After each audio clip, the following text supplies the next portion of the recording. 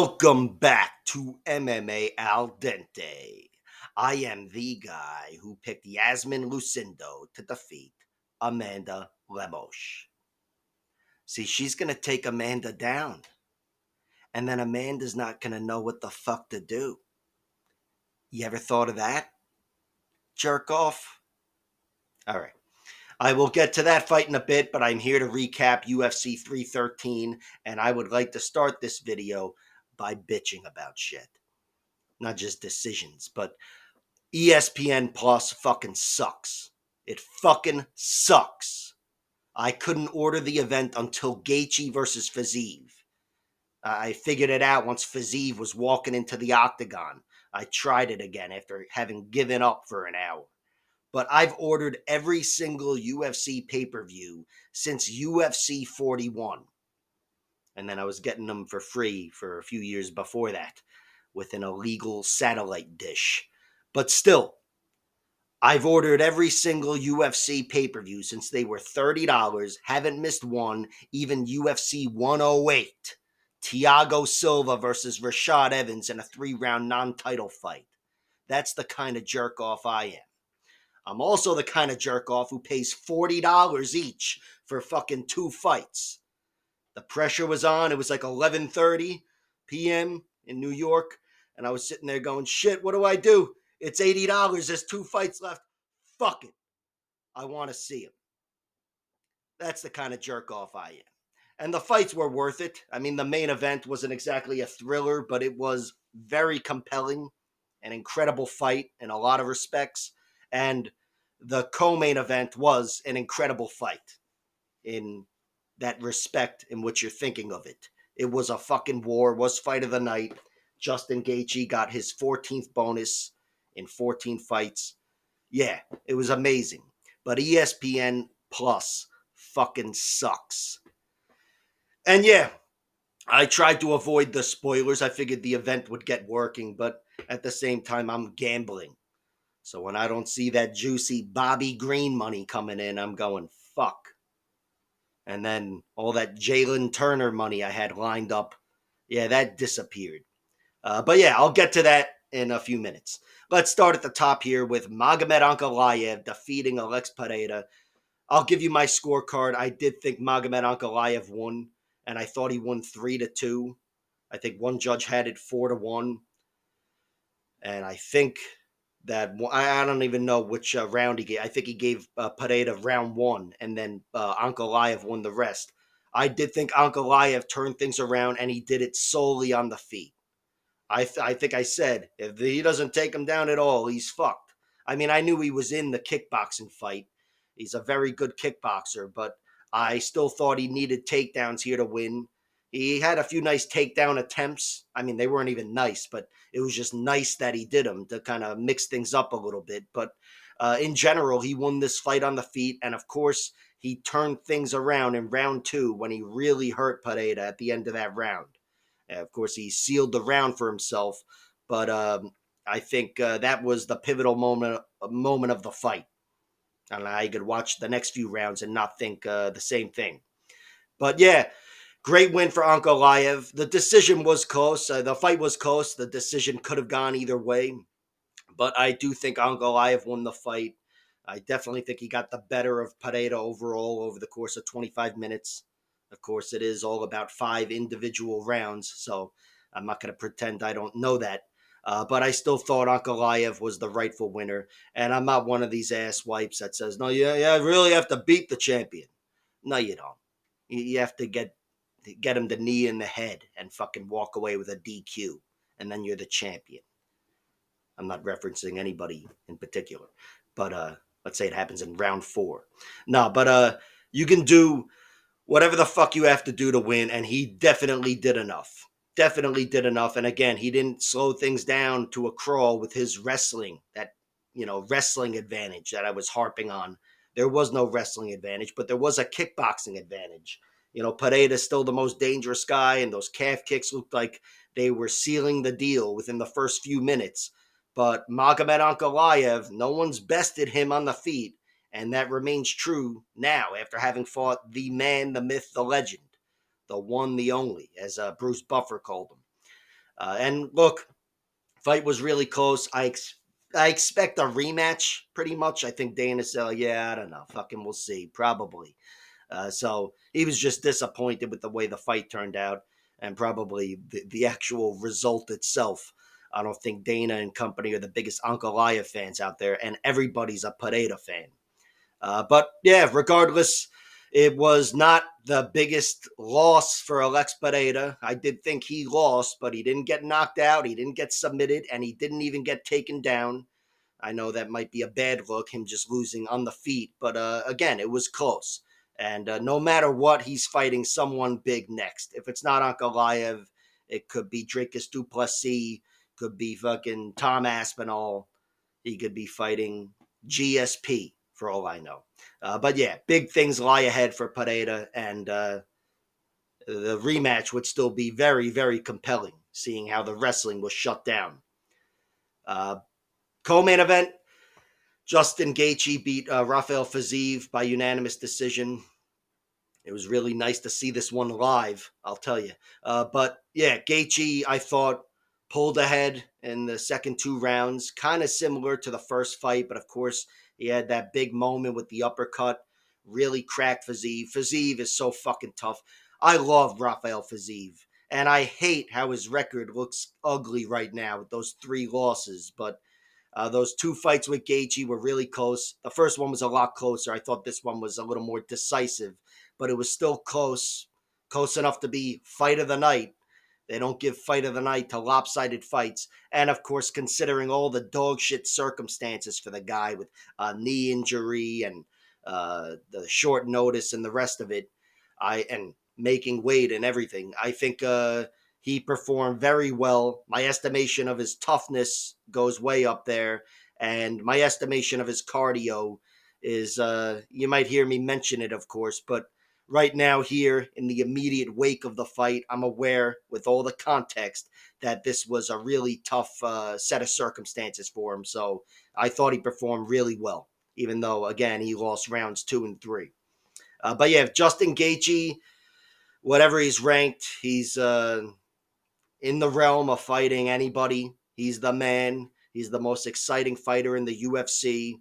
The knockout loss to Max Holloway was devastating, but Rafael Fiziev is very fucking dangerous, and Gaethje stood tall here, and he looked fine. This was, again, his 14th bonus in 14 fights, which is fucking insane. You should get 1 bonus for every 6 fights. That's about average. 1 for every 6, I think. And Gaethje's got 14 and 14.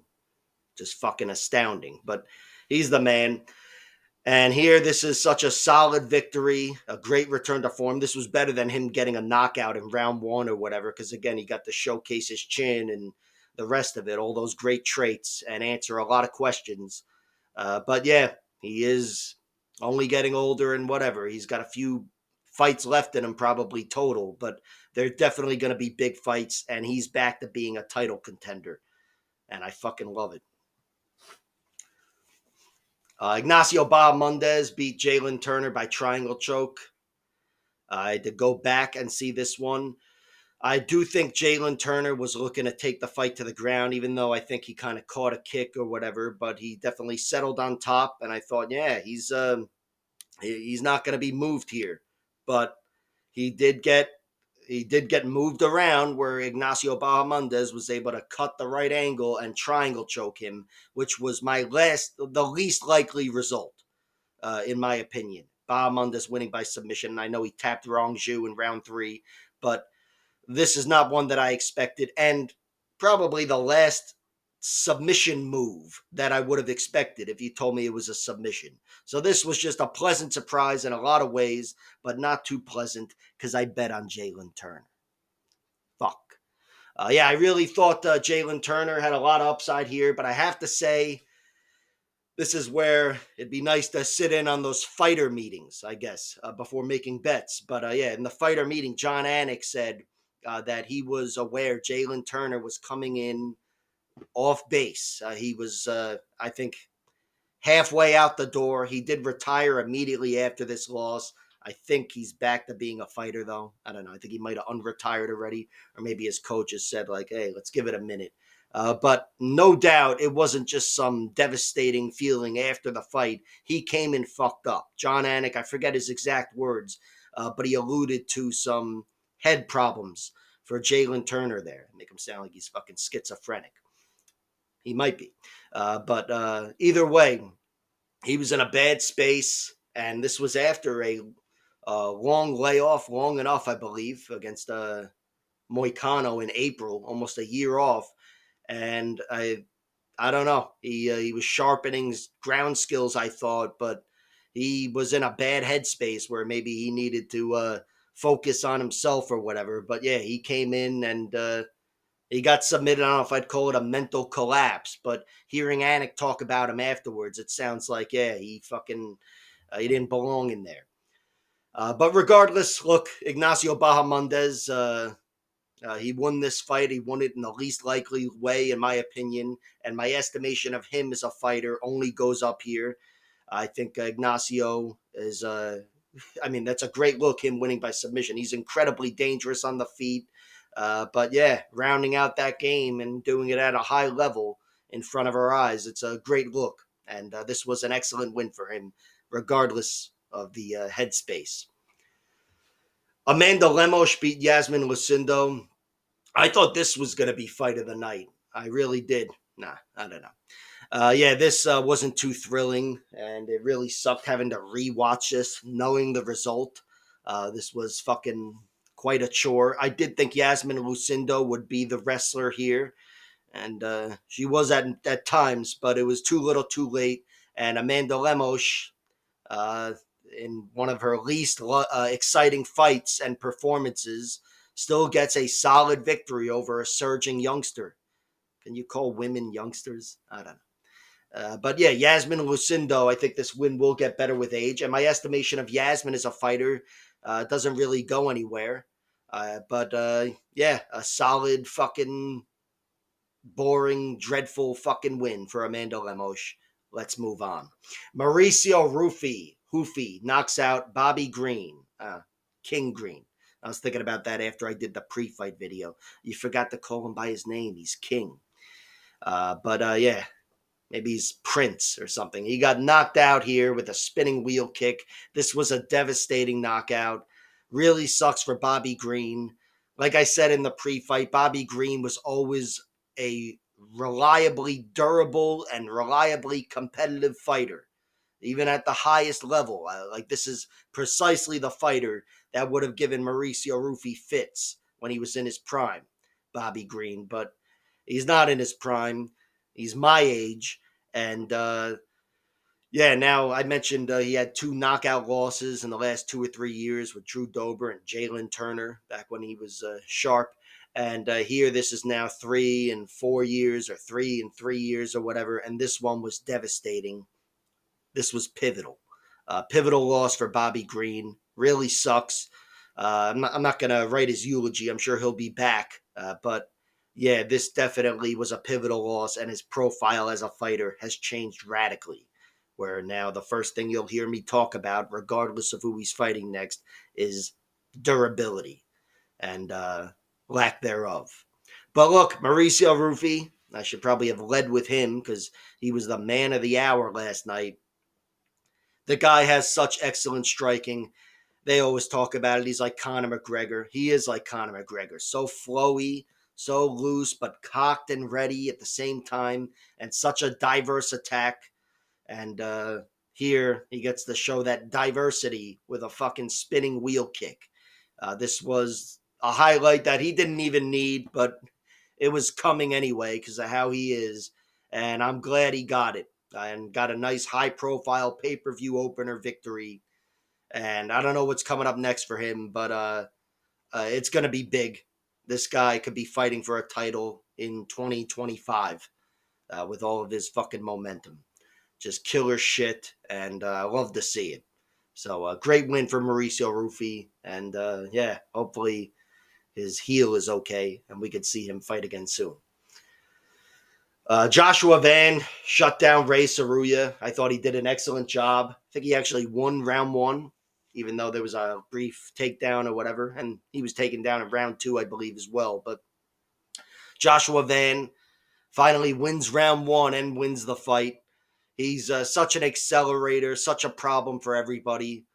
This guy is just a round 3 fighter, and I love the way he accelerates. And Ray Saruya, who is a beastly grappler and did have size and physicality on Joshua Van, he was never able to really go through him on the mat.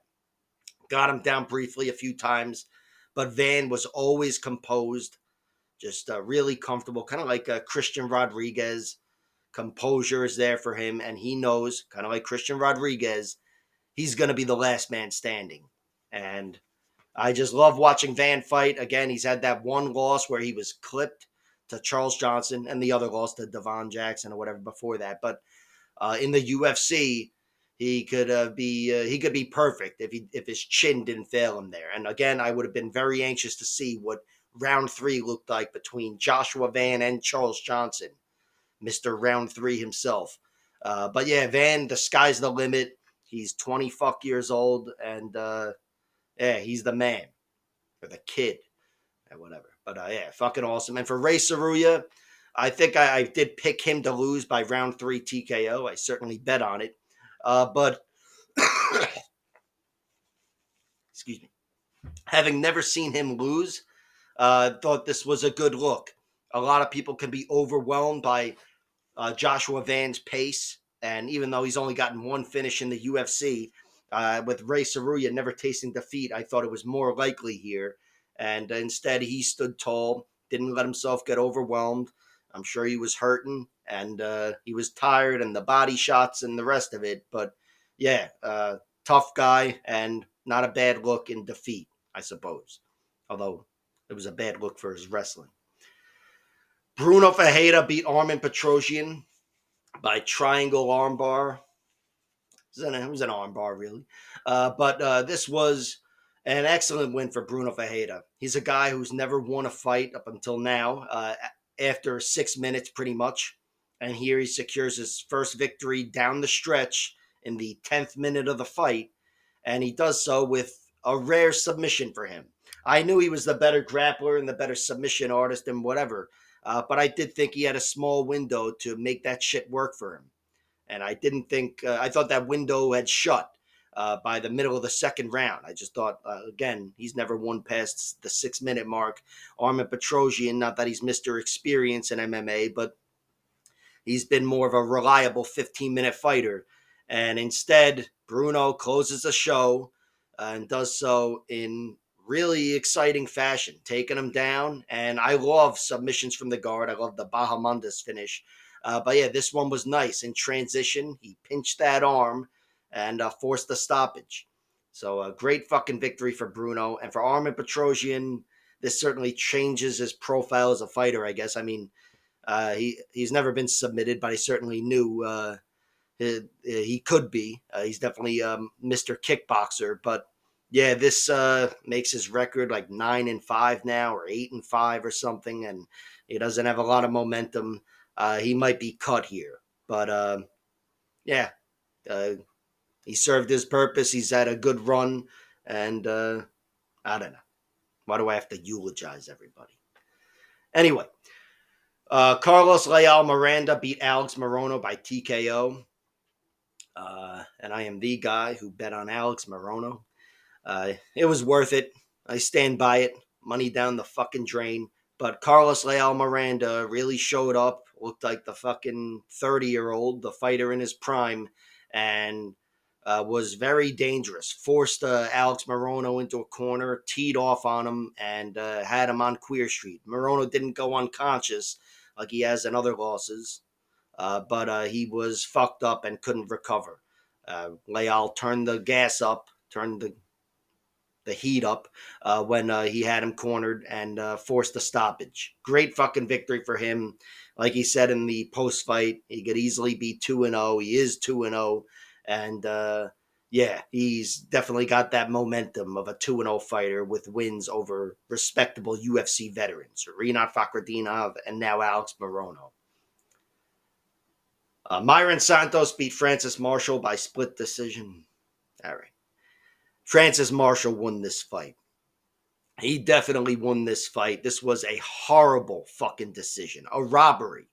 And I know the difference between a bad decision and a robbery. This was a robbery, although it was still a bad decision. But yeah, Francis Marshall won this fight. Cracked him early, which definitely stole the round. Cracked him early, and then I thought was cruising after that. And I don't give a shit what the numbers say. Some people will point out the numbers. Hey, he doubled them up and this and that. Francis Marshall was winning. And it's not just because I had that big strike in my head from round one. He was winning and he took him down and controlled him. I thought he used his grappling to steal round two, I believe, but then was cruising again in round three. It was just, and of course, I'm using the word cruising there. Maybe he could have put his foot on the gas and secured the victory a little better. But against a guy in Myron Santos, I thought he was fighting well, Francis Marshall, when he thought he had the lead. And he and I thought wrong. I don't know what the fucking scorecard said or which rounds went to Myron, but Myron Santos won an absolute dog shit decision. It was split, and I know the dissenting judge had it 30-27 for Francis Marshall, which is what I scored it. But yeah, just utter fucking dog shit. And Francis Marshall, much like Carlos Leal Miranda, I'm sure he'll be treated by the promotion and the fans like a guy who's coming off a big victory, handing the Ultimate Fighter his first UFC loss. Although he's not going to get paid for the victory. So, I don't know. Maybe he'll sit around and sulk. That's what I would do. Ozzy Diaz had a very solid victory over Jordan Santos. This was a great performance from Ozzy Diaz. It took him a few minutes to get going, making reads or whatever. You know, he was the less athletic guy, the slower guy. But he did make those adjustments, turned up his boxing, and took over this fight in general. Jordan Santos definitely showed a lot of great traits as a fighter. My estimation of him as a fighter has jumped with this loss here. I mean, would have been jumping even higher, I suppose, with a victory. But I think he showcased a lot of good traits, and he definitely looked more comfortable than I expected on the feet, even when things went sour.